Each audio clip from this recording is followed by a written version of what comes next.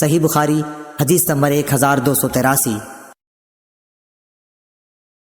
عاصم بن سلیمان نے خبر دی، انہیں ابو عثمان عبد الرحمن نہدی نے کہا کہ مجھ سے اسامہ بن زید رضی اللہ عنہ نے بیان کیا کہ نبی کریم صلی اللہ علیہ وسلم کی ایک صاحبزادی حضرت زینب رضی اللہ عنہا نے آپ صلی اللہ علیہ وسلم کو اطلاع کرائی کہ میرا ایک لڑکا مرنے کے قریب ہے، اس لیے آپ صلی اللہ علیہ وسلم تشریف لائیں۔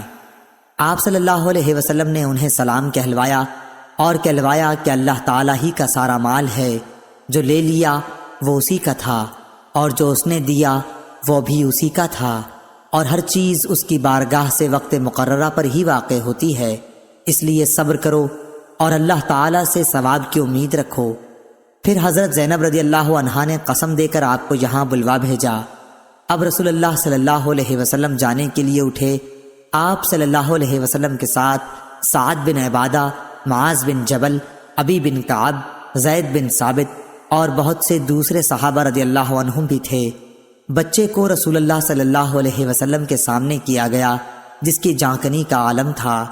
ابو عثمان نے کہا کہ میرا خیال ہے کہ اسامہ رضی اللہ عنہ نے فرمایا کہ جیسے پرانا مشکیزہ ہوتا ہے اور پانی کے ٹکرانے کی اندر سے آواز آتی ہے، اسی طرح جانکنی کے وقت بچے کے حلق سے آواز آ رہی تھی۔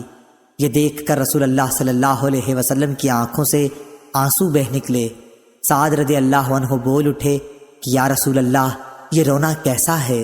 آپ صلی اللہ علیہ وسلم نے فرمایا کہ یہ تو اللہ کی رحمت ہے جسے اللہ نے اپنے نیک بندوں کے دلوں میں رکھا ہے، اور اللہ تعالیٰ بھی اپنے ان رحم دل بندوں پر رحم فرماتا ہے جو دوسروں پر رحم کرتے ہیں۔